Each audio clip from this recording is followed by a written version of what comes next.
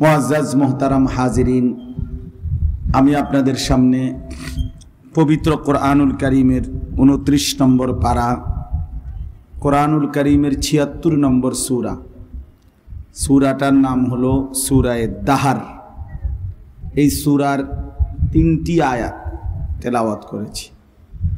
পুরা সূরাটা একটা ছোট সূরা, পুরা সূরাটার মধ্যে 30টা আয়াত, এর মধ্যে 3 আয়াত মাত্র শুরুতে, প্রথম 3 আয়াত 1, 2, 3, এই 3টি আয়াত তেলাওয়াত করেছি অল্প একটু সময়ের মধ্যে। এই 3টি আয়াতের সংক্ষিপ্ত তর্জমা, প্রাসঙ্গিক সামান্য 2-4টি কথা আমরা আরজ করতে চাই। আল্লাহ তাআলা আমাদেরকে তৌফিক দান করেন। দয়া করে সবগুলো ছেলে, তোমাদের কাছে অনুরোধ ভাই, হাতে ধরা যেই মোবাইলগুলো, এগুলো নামায় ফেলো। এগুলা নিয়ে রেকর্ডও করো না, এগুলো একদম হাতে যারা আলগি দিয়ে রাখছো এগুলো নামা। একটা ছেলেও হাতে ধরা কোনো মোবাইল ধরে রাখো না। অনেক শ্রদ্ধেয় ওলামায়ে কেরাম এখানে বসা আছে, প্রিয় ভাই, তাদের দিকে, চেহারার দিকে তাকায়া শোনো, বরকত হবে। আল্লাহর কথা দিল দিয়ে শুনতে হয়, মনোযোগ দিয়ে শুনতে হয়, তাইলে কিছুটা পরিবর্তন নসিব হয়, আস্তে আস্তে বদলায় জীবন। মোবাইলে এটারে সারাক্ষণ এটা নিয়েই খটর খটর করলে, এটা নিয়েই ব্যস্ত থাকলে জিন্দিগির আর বাকি উদ্দেশ্য সাধন হবে কখন? জীবন তো শুধু কেবল এই একটার জন্য, এই ফালতু একটা কাজ নিয়ে সারা দিন পড়ে থাকা, এটা এক ধরনের মূর্খতা, বোকামি, আহাম্মকি ছাড়া আর কিছু না, আর কিছু না। এজন্য দয়া করে আমি অনুরোধ করলাম, এরপরে যিনি শুনলেন না আপনি চলে গেলে ভালো, আপনার মতো অপদার্থ না শুনলেই ভালো। এজন্য যে আমার কথাটা শুনলেন না, আপনি এখান থেকে চলে যান দয়া করে। আপনার মতো শ্রোতা না হলেও চলবে। সাফ কথা এটা।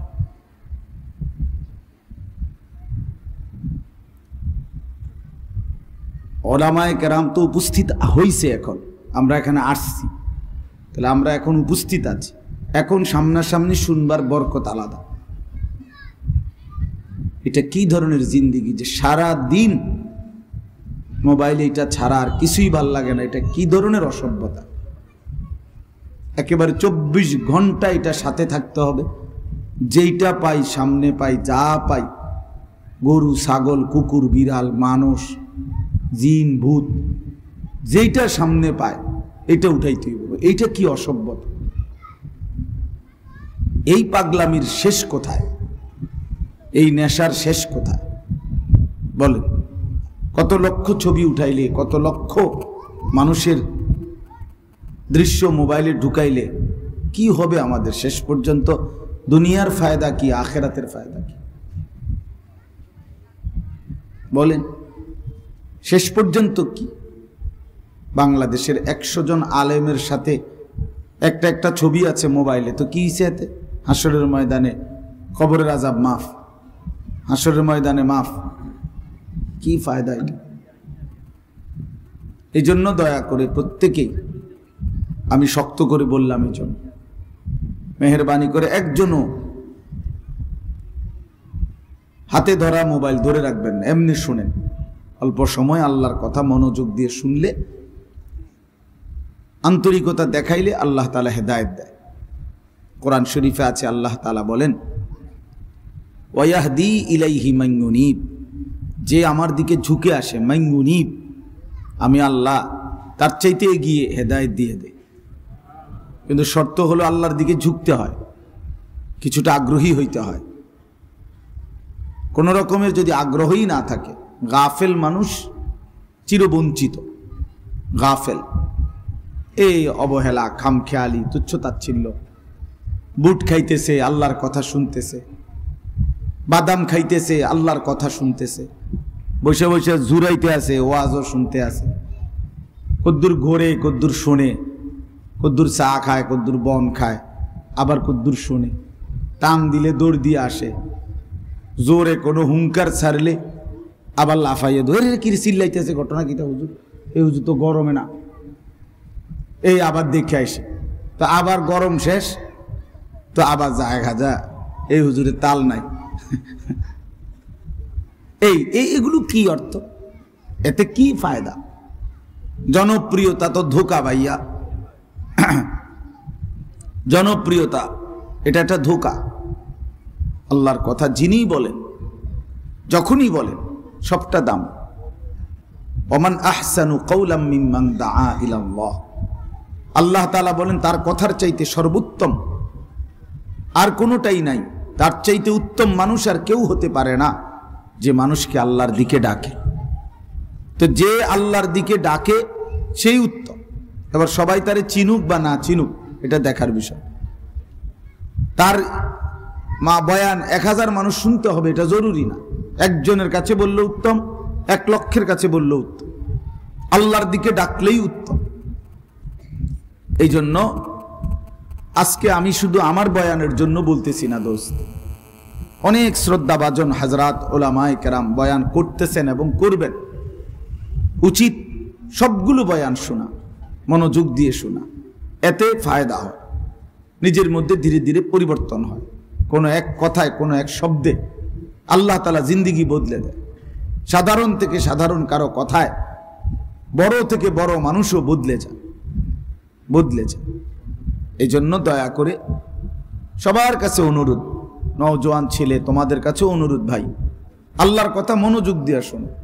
ব্যক্তি হিসাব করবা না যে এই হুজুরের ওয়াজ এখন একটু জনপ্রিয়, এই হুজুরের একটু শ্রোতা বেশি, এটা কোনো বিষয় না। শ্রোতা বেশি আমি মনে করেন 1 লাখ মানুষ, 1 কোটি মানুষ আমারে মহব্বত করে আলগি দিয়ে একদম 4 রাস্তার মাথায় দিয়ে আসছে। এখন আল্লাহ তাআলা বললেন আনিস, আমি নিলাম না, আল্লাহ গ্রহণ করলেন না। তো 1 কোটি মানুষের স্লোগানে কি আসবে? কি ফায়দা হবে বাপ? আল্লাহ তাআলা যদি গ্রহণ না করে, আল্লাহ তাআলা যদি না নেয়, কি ফায়দা আছে? কি মূল্য আছে? এই জন্য দয়া করে এটা বোঝা উচিত। আল্লাহর কথা জুমার নামাজের বয়ান হয়, সেখানে মনোযোগ দিয়ে শোনা উচিত। আপনার এলাকার হুজুর হোক, কি হয়েছে এতে? নিজ নিজ মহল্লার আলেম দ্বীন আল্লাহর পক্ষ থেকে, বলি কুল্লি কওমিন হাদ। আল্লাহ তাআলা বলছেন প্রত্যেক জাতির জন্য আল্লাহ তাআলা ওই কওমের জন্য পথ প্রদর্শক রেখেছেন, হাদি পাঠিয়েছেন। তাহলে প্রত্যেক এলাকায় যারা উলামায়ে কেরাম, তারা আল্লাহর পক্ষ থেকে ওই এলাকার মানুষের আখিরাতের পথ দেখাবার জন্য মনোনীত। এরপরে কোরআনুল কারীমের মধ্যে আছে আল্লাহ তাআলা বলছেন জাহান্নামীরা যখন আল্লাহকে বলবে, আল্লাহ আমারে দুনিয়ায় আরেকবার ফেরত যেতে দেন, রব্বানা আখরিজনা না'মাল সালিহান গায়রাল্লাযী কুন্না না'মাল, আল্লাহ দুনিয়ায় আবার ফেরত যেতে দেন, এবার যদি যেতে পারি তাহলে সমস্ত নেক আমলগুলো করব। তো আল্লাহ তাআলা তখন বলবেন আওয়ালাম নুআম্মিরকুম, 2টা কথা আল্লাহ বলবেন জাহান্নামীকে, যে শোনো বান্দা, আমি কি তোমাকে হায়াত দেই নাই? আমি কি তোমাকে সময় দেই নাই? আমি কি তোমাকে হায়াত দেই নাই? আমি তো তোমাকে উপযুক্ত হায়াত দিয়েছি, যেটুকু হায়াত দিছি ওটুকুর হিসাব নিছি। আমি তোমাকে আমল করার মতো, আমার বন্দিগি করার মতো সময় দিয়েছি, সুযোগ দিয়েছি। দুপুর 1টা বাজে জোহরের আজান হয়েছে, 3:45 বাজে মনে করেন বা 4টা বাজে আসরের আজান হয়েছে। তো আল্লাহ তাআলা যেন বলতেছে বান্দা আমি তো 3 ঘন্টা জোহরের নামাজ পড়ার টাইম দিছিলাম, পড়লে না কেন? 12 রাকাত নামাজ পড়তে তো 3 ঘন্টা লাগে না। আমি তো 1 ঘন্টার চাইতে বেশি সময় দিছিলাম ফজরের নামাজে, 4 রাকাত নামাজ পড়তে তো 1 ঘন্টা লাগে না। তুমি কদর করলা না কেন? কেন পাত্তা দিলা না? তো এই জন্য আল্লাহ তাআলা বলবেন বান্দা আমি তো সময় দিয়েছি তোমারে, হায়াত দিছি তোমারে, তুমি সেই সময় আবার চাচ্ছ কেন? আর 2 নম্বরে হলো ওয়াজাআকুমুন নাদির, এই কথাটা বলার জন্য বলছি। আল্লাহ তাআলা বলেন এবং আমার পক্ষ থেকে তোমার কাছে নাদির, ভয় প্রদর্শনকারী বান্দা, এই জাহান্নামের ভয়, আখিরাতের ভয়, কবরের ভয় দেখাইছে প্রতিনিয়ত এরকম অগণিত বান্দা উলামা আমি তো তোমার কাছে পাঠাইছি। তুমি ভেবে দেখো, তুমি তো তোমার চতুর্পাশে হুজুর আলেম ওলামা দিন বুঝানোর জন্য পাইছিলা, তোমারে বুঝাইছিল, তুমি কেন গুরুত্ব দিলা না? ফাযুকু, অতএব এখন জাহান্নামের আযাবই ভোগ করো। না তুমি হায়াতের কদর করলা, না তুমি উলামায়ে কেরাম তোমারে যারা ডাকছে আল্লাহর দিকে তাদের কথা কদর করলা। কোনোটাই তো কদর করলা না, কোনোটাই তো পাত্তা দিলা না, জিন্দিগিটা শুধু খামখেয়ালিতে শেষ করে দিলা। এই জন্য বাপ প্রত্যেক জাতির জন্য, প্রত্যেক এলাকার জন্য, প্রতিটা মানুষের জন্য আল্লাহ তাআলার পক্ষ থেকে ভয় প্রদর্শনকারী বান্দা, উপযুক্ত দিন বুঝাবার মতো লোক আল্লাহ তাআলা নিজ নিজ এলাকাতেই আল্লাহ তাআলা নির্ধারণ করছে। আমরা এটা আমাদের দেশের একটা রেওয়াজ যে উলামায়ে কেরাম ঘুরে ঘুরে বয়ান করে, ঠিক আছে, কিন্তু শুধুমাত্র দূরের থেকে আসলে শুনতে হবে, দূরের বক্তা হইতে হবে, কুমিল্লার থেকে আইতে হবে, ঢাকার থেকে আইতে হবে, চাঁদের দেশ থেকে হুজুর আনতে হবে, মঙ্গল গ্রহ থেকে বিরাট হুজুর, তাল গাছের মতো লম্বা হুজুর, বিশাল একটা হুজুর মাথাত করে আনবে, এই একটা মোহ আর কি। নাই তো আল্লাহর কথা আপনাদের অঞ্চলের উলামায়ে কেরাম, নিজ নিজ মসজিদের ইমাম খতিব, ওনারাও শতভাগ বলতেছেন। বলেন আলহামদুলিল্লাহ। আখিরাতের জন্য, নাজাতের জন্য, পরকালীন মুক্তির জন্য আপনাদের মহল্লার ইমাম ওলামা ওনাদের বয়ানই যথেষ্ট ছিল, কিন্তু কদর করেন নাই বলে কোনোটাই পাত্তা দেন নাই আর কি। আল্লাহ আমাদেরকে বুঝার তৌফিক দান করেন। এই সূরার নাম হলো, বললাম, সূরায়ে দাহার, ৭৬ নাম্বার সূরা, ২৯ পারা। সূরাটার ৩টা নাম আছে তাফসিরের মধ্যে, সূরায়ে দাহার, সূরায়ে ইনসান, সূরায়ে আবরার।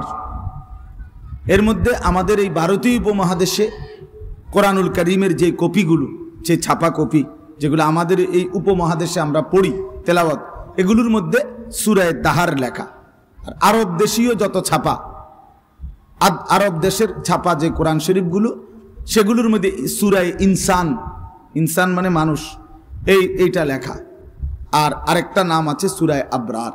তিনটাই নাম রাসূলুল্লাহ সাল্লাল্লাহু আলাইহি সাল্লাম থেকেই কোরআনুল কারীমের সমস্ত সূরার নাম নবী সাল্লাল্লাহু আলাইহি সাল্লামের থেকেই উচ্চারিত, মানে তিনিই বর্ণনা করেছেন। কোরআনুল কারীমের ১১৪টি সূরার মধ্যে বিভিন্ন সূরার একাধিক নাম আছে, 2টা 3টা 4টা 5টা 10টা এরকম নাম আছে, একাধিক নাম আছে। এই নামগুলোও আল্লাহ তাআলার পক্ষ থেকে রাসূলুল্লাহ সাল্লাল্লাহু আলাইহি সাল্লামের মাধ্যমেই উচ্চারিত, নির্ধারিত। কোরআনুল কারীমের সব কিছুই, সূরা, আয়াত, শব্দ, একেবারে জের জবর পেশ, সব কিছুই আল্লাহ তাআলার পক্ষ থেকেই নির্ধারিত। আলহামদুলিল্লাহ, কোনো কিছুই এখানে মানুষের সংযোজনের কোনো সুযোগ নাই। লা ইয়াতিহিল বাতিলু মিন বাইনি ইয়াদাইহি ওয়ালা মিন খালফি। আল্লাহ তাআলা বলেন, আমার এই কোরআনের মধ্যে সামনের দিক থেকে বা পেছনের দিক থেকে কোনো দিক থেকেই কোনো বাতিল, কোনো ভুল ভ্রান্তি আসবে না। এটা আল্লাহ তাআলা এভাবেই সাজাইছেন, এভাবেই আল্লাহ তাআলা এটাকে নিয়ন্ত্রণ করেছেন। ইন্না নাহনু নাযালনা যিকরা ওয়া ইন্না লাহু লাহাফিজুন। আল্লাহ তাআলা বলেন, এই কোরআন আমি নাজিল করেছি, আমি আল্লাহই এটাকে চিরদিন আমি সংরক্ষণ করব। সুবহানাল্লাহ। এই জন্য বাপ কোরআনুল কারীমের 1450 বছরের ভিতরে কোনো একটি অক্ষর, বিন্দু, একটি নোক্তার মধ্যে কোনো রকম ভুল, সন্দেহ, সংশয় কিছুই নাই। এজন্য পৃথিবীর সর্বশ্রেষ্ঠ জ্ঞান কোরআনের জ্ঞান। এজন্য যেই দোস্তরা, নওজোয়ান ছেলেরা মুসলমানের সন্তান হয়ে আল্লাহর কোরআন শিখতে পারে নাই, কোরআনুল কারীম দেখেও পড়তে পারে না, কোরআনুল কারীম থেকে কিছুই নেয় নাই, ওই বেচারা, তুমি ভাই তেমন কিছু অর্জন করো নাই, কিচ্ছুই না। বাকিগুলো না হলেও চলতো, হ্যাঁ হ্যাঁ, সাফ কথা, বাকিগুলো না হলেও চলতো। দুনিয়া কামাই করার জন্য, দুনিয়া ভোগ করার জন্য, দুনিয়া উপার্জন করার জন্য বাকি কোনো বই না পড়লেও দুনিয়া ভোগ করে, এরকম অসংখ্য কোটি কোটি মানুষ, মূর্খ, বকলম, নামটাও দস্তখত করতে জানে না, টিপসই দেয়, এরকম হাজারো কোটি মানুষ আছে যারা গোটা দুনিয়া ভোগ করছে। ঘর বাড়ি, দালান, বিল্ডিং, স্ত্রী, সংসার, নেতাগিরি, মাতব্বরি, পণ্ডিতি, সব মাতবরি সব করতেছে, দুনিয়া তামাম ভোগ করছে। দুনিয়া ভোগ করতে, দুনিয়া উপভোগ করতে এতগুলো পড়া লাগে না, এমনি মিলে যায়, এমনি মিলে যায় দুনিয়া। আল্লাহ তাআলা কোরআনুল কারীমের মধ্যে বলছেন, ইন্না রাব্বী ইয়াবসুতুর রিজকা লিমান ইয়াশাউ ওয়া ইয়াকদির, নিশ্চয়ই আল্লাহ তাআলাই যাকে ইচ্ছে রিজিক বেশি দেন, যাকে ইচ্ছা কমায় দেন। এখানে এই সার্টিফিকেট দিয়ে কিচ্ছু হয় না। উদ্দা সার্টিফিকেট দিয়ে বেতন টাকা বাড়ে না। সার্টিফিকেট সারা মানুষ কোটি কোটি টাকার মালিক, বেটার কোনো সার্টিফিকেটে নাই। আমি দেখছি আমাদের এলাকার একজন আছে, কুমিল্লা এক ব্যক্তি আছে, ঢাকা শহরে একটা মডেল টাউনের মালিক। মডেল টাউন মানে একটা বিরাট এরিয়া নিয়ে শত শত বিল্ডিং যেটার ভিতরে থাকে, এরকম একটা পূর্ণাঙ্গ মডেল টাউনের মালিক উনি। উনি একদম মূর্খ, একেবারে মূর্খ, এত মূর্খ হয় না, একেবারেই গণ্ড মূর্খ উনি। ওনার অধীনে যারা চাকরি করে, যারা ওনারে স্যার স্যার বলে, ওরা পিএইচডি হোল্ডার, ওরা উচ্চ শিক্ষিত, কিন্তু উনি মূর্খ। কোটি কোটি টাকার মালিক, কোটি কোটি টাকা। এজন্য আল্লাহর কোরআন থেকে বঞ্চিত না হওয়া। এক মুসলমানের ঘরে জন্ম নিয়ে, এক ইমানদারের ঘরে জন্ম নিয়ে, নিজেকে মুসলমান পরিচয় দিয়ে, দোস্ত আমার, বাপ আমার, ভাই আমার, আল্লাহর কোরআনই পড়তে পারলো না, এই জবান দিয়ে আল্লাহর কোরআন দেখে দেখেও পড়তে পারে না, অথচ সে মুসলমান। আমার দৃষ্টিতে ওই লোকটা, ওই ছেলেটা, ওই মানুষটা, আমার দৃষ্টিতে সে মূলত বোবা, বোবা, বোবা বেটা। ওই মূলত বোবা, ওই কথাই জানে না, ওই কথাই জানে। বাকি কথাগুলো না বললেও চলতো বেটা। যে জবান আল্লাহর নামই নিতে পারে না, আল্লাহর কালামই পড়তে পারে না, তুমি কথা না বললেই চলতো মিয়া। বোবা মানুষ এই পৃথিবীতে, বোবা মানুষ ভাত খায়, খায় না? এই পৃথিবী ভোগ করে বোবা মানুষও। বোবা মানুষও ঘুমায়, বোবা মানুষও পেশাব পায়খানা করে, বোবা মানুষও বিয়ে করে, বোবা মানুষেরও বাচ্চা কাচ্চা হয়। তাহলে বোঝা গেল বাকি দুনিয়া ভোগ করার জন্য কথা না বললেও চলতো, কথা না বললেও চলতো। নাই তো বোবায় ভোগ করলো কেন? যেই জবান মালিকের দেওয়া, যেই চোখ আল্লাহ তাআলার দেওয়া, তার দেওয়া জবান, তার দেওয়া চোখে মালিকের নাম, মালিকের কালাম পড়তে পারে না, এর চাইতে বড় বদনসিব, দুর্ভাগ্য, মন্দ কপাল আর কিছুই হইতে পারে না, আর কিছুই হইতে পারে না। বাপ, আমরা আলহামদুলিল্লাহ যুগ যুগ ধরে আমাদের কওমি মাদ্রাসাগুলো, আমরা কোরআন সুন্নাহর যে ইলমের চর্চা করি, পৃথিবীতে যত পণ্ডিত, যত বুদ্ধিজীবী, যত ব্যঙ্গ করুক, বিদ্রুপ করুক, হুজুররা করে কি, মাদ্রাসায় পড়ায় কি, তুমি আইসা দেখো পড়ায় কি,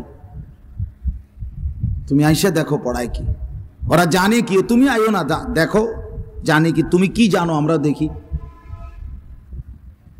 হ্যাঁ, পৃথিবীর সর্বশ্রেষ্ঠ, আসমান ও জমিনের সর্বশ্রেষ্ঠ ইলম, জ্ঞান মাদ্রাসার সন্তান শিখে।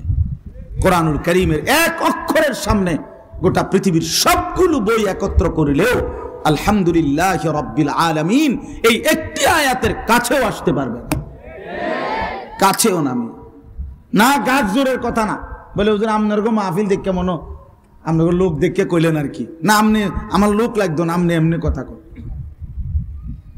কথা বুঝেন না, আপনি যুক্তিতেও বলেন, যুক্তি দিয়ে বুঝান যে পৃথিবীর বাংলা, অঙ্ক, ইংরেজি, পদার্থ, জীববিজ্ঞান, রসায়ন বিজ্ঞান, উচ্চতর গণিত, তথ্য যোগাযোগ প্রযুক্তির এই বইগুলো, এই পড়াগুলো কোরআনুল কারীমের শব্দ, কোরআনুল কারীমের কথাগুলোর চাইতে দামি কোন যুক্তিতে, সেটা বলেন। আমি তো জেনারেল লাইনে পড়ছি, বুঝুম ইনশাআল্লাহ। আমি কুমিল্লা ভিক্টোরিয়া কলেজ থেকে মাস্টার্স পাস করছি, উনি বলেন। সায়েন্স বিজ্ঞান বিভাগ থেকে এসএসসি পাস করছি, উনি বলেন। তাই জন্য বললাম এটা যুক্তিতে বুঝান, এটা গায়ের জোরের কথা না, এটাই সত্য, এটাই ইনসাফ। কোরআনুল কারীমই একমাত্র কালাম যার একটি অক্ষরের মধ্যে কোনো সন্দেহ, সংশয়, অযৌক্তিক, অবাস্তব, অপ্রাসঙ্গিক কোনো কথা নাই। তবে কোরআন শিখলা না তো নওজোয়ান, কে শিখলা, কে পড়লাম ইয়া, কি পড়লাম ইয়া? আল্লাহর কোরআনই পড়তে পারো নাই, কোরআনুল কারীম থেকে কিছু শিখো নাই, তো মুসলমানের পরিচয় দেওয়ার ফায়দাটা কি,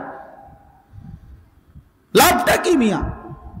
জিন্দেগি শুধু ভাত মাছ, জীবন মানে শুধু দুনিয়া ভোগ করা, এক মুসলমান হিসেবে আল্লাহ তাআলা আমাকে বানানোর মানে এটা যে শুধু ভাত খাইলাম, বিল্ডিং করলাম, দালান করলাম, খাট বানাইলাম, সোফা বানাইলাম, মোটরসাইকেল কিনলাম, প্রাইভেট কার কিনলাম, বিয়ে করলাম, বাচ্চা হইল, খালাস, এটুকুর নাম জীবন? এটুকু তো দুনিয়ার সবাই ভোগ করে, কাফের বেঈমানও তো ভোগ করে, জন্তু জানোয়ারও তো ভোগ করে। তা মুসলমান হিসেবে আলাদা শ্রেষ্ঠত্ব কি ভাইয়া? আলাদা বৈশিষ্ট্য কি বাপ বলো না? আল্লাহ আমাদেরকে বুঝার তৌফিক দেন। তো এই সূরাটার নাম হলো সূরা দাহার। এই সূরার একটা বৈশিষ্ট্য হলো, এই সূরার মধ্যে আয়াত যদিও 30টা, কিন্তু এই সূরার একটা অন্যতম বৈশিষ্ট্য হলো এই সূরার মধ্যে আল্লাহ তাআলা জান্নাতের বর্ণনা, জান্নাতি বান্দাকে আল্লাহ তাআলা কিভাবে মেহমানদারি করবেন এটার একটা অসাধারণ বর্ণনা, হৃদয়গ্রাহী বর্ণনা, চিত্তাকর্ষক বর্ণনা, বহুতই মনোমুগ্ধকর বর্ণনা আল্লাহ তাআলা এই সূরার মধ্যে পেশ করছেন। অসাধারণ। এখানে এই সূরার মধ্যে জান্নাতি বান্দাকে কয় আইটেমের পানীয়, এই 7 আপ, কোক, মজু, হ্যাঁ এইতে তো সদর বদর, এগুলো তো কি সদর বদর না, এগুলো না, কয় আইটেমের সালসাবিল, জানজাবিল, কাফুর, এমন অত্যাধুনিক সুগন্ধিময় আল্লাহ তাআলা কি কি পানীয় জান্নাতে পান করাবেন জান্নাতি বান্দাকে, এর বর্ণনা এখানে আছে। জান্নাতের মেহমানদারিটার আইটেম কি হবে, আইটেমের বর্ণনাই শুনলে পাগল হয়ে যাওয়ার দশা, যে করছে কি রে মালিক, কয় কি। এই জন্য কোরআন শরীফে আছে, এখানে আছে এই সূরার মধ্যে, ওয়াইদা রাআইতা সাম্মা রাআইতা নাঈমা ওয়া মুলকান কাবীরা, আমার বান্দা যখন জান্নাত দেখবে তো বারবার চোখ ফিরাইয়া দেখবে, বারবার চোখ ফিরাইয়া দেখবে, দেখে কবে আল্লাহ এটা দি নেয়ামতে নেয়ামতে ভরা, আর দি বিশাল বড়, সুবহানাল্লাহ, এতে কোনো আগামাতা নাই। সর্বনিম্ন সবচেয়ে ছোট যেই জান্নাত যাকে দিবে, সর্বশেষ যেই লোক জান্নাতে ঢুকবে, ফেরেশতাকে সে জিজ্ঞেস করবে, ভাই আমারে কয় শতক দিল? ঠিক না? সর্বোচ্চ সবচেয়ে ছোট জান্নাত, মনে করেন 2টা রুম আর একটা বারান্দা, তো ফেরেশতা বলবে, দোস্ত তোমারে সবচেয়ে ছোট জান্নাতটা দিছে, সর্বশেষ জান্নাতটা তোমারে দিছে, আর সেটাই হলো 10 দুনিয়া বরাবর। সুবহানাল্লাহ। ওয়াইদা রাআইতা সাম্মা রাআইতা নাঈমা ওয়া মুলকান কাবীরা, আল্লাহ তাআলা বলেন আমার বান্দা দেখবে আর দেখবে, ঘুরে ঘুরে দেখবে, ঘুরে ঘুরে দেখবে, চোখ ফিরাইয়া ফিরাইয়া দেখবে, আবার দেখবে, আবার দেখবে, আর বুঝবে নাঈমা ওয়া মুলকান কাবীরা, নিয়ামতে ভরা জান্নাত আর মুলকান কাবীরা, বিশাল বড় সাম্রাজ্য আল্লাহ তাআলা তাকে দান করছে। সুবহানাল্লাহ। এজন্য বন্ধু আমার, জান্নাতের অসাধারণ বর্ণনা আল্লাহ তাআলা এই সূরার মধ্যে পেশ করেছেন। এটা এই সূরার একটা বৈশিষ্ট্য। রাসূলুল্লাহ সাল্লাল্লাহু আলাইহি ওয়াসাল্লামের উপর যখন এই সূরাটা নাজিল হইতেছিল, তখন আল্লাহর নবী সাল্লাল্লাহু আলাইহি ওয়াসাল্লামের সামনে কয়েকজন সাহাবী বসা ছিলেন। নবীজি উনাদের সাথে কথা বলতেছিলেন, ওনারাও বিভিন্ন ছোটখাটো বিষয় আদি নবীজি সাল্লাল্লাহু আলাইহি সাল্লামের কাছে জিজ্ঞেস করতেছিলেন। এই সময় হযরত জিবরাইল আলাইহিস সালাম আসছেন। তো যে কয়েকজন লোক নবীজির সামনে বসা ছিল ওই সময়, এই সূরা নাজিল হওয়ার সময়, তখন সামনে একজন লোক ছিল, উনি ছিলেন কালো, নিগ্রু, হাবশি সাহাবী, কালো রঙের সাহাবী, রজুলুন আসওয়াদ। তাফসীরে কুরতুবির মধ্যে এই কথাটা আছে শুরুতে, যে ওই লোকটি ছিল কালো রঙের সাহাবী, উনি সামনে বসা, একদম নবীজির সামনেই বসে আছেন। তো আল্লাহ নবী সাল্লাল্লাহু আলাইহি সাল্লামের কাছে জিবরাইল আসলেন, আয়েশা এই সূরাটা নাজিল করলেন। কত নম্বর সূরা? ও মাতে না, ও আপনারা এই মাত্র আসছেন না? একটু আগে যে ওয়াজ করছিলাম কি আপনাদের সামনে না অন্য এলাকার লোক? তো এতক্ষণ যে বললাম ৭৬ নম্বর সূরা, এটা কই আছিল আপনারা? বলেন কত নম্বর সূরা? আবার বলেন, আবার বলেন, জোরসে বলেন, আরো জোরে, জোর হলো না, জোরে জোরে, এইবারে চিনি আর বলবেন নি, এরপরে মনে না থাকলে খাড় করাই দিব, একদম দাঁড় করাই দিব। তাই ৭৬ নাম্বার সূরা ২৯ নাম্বার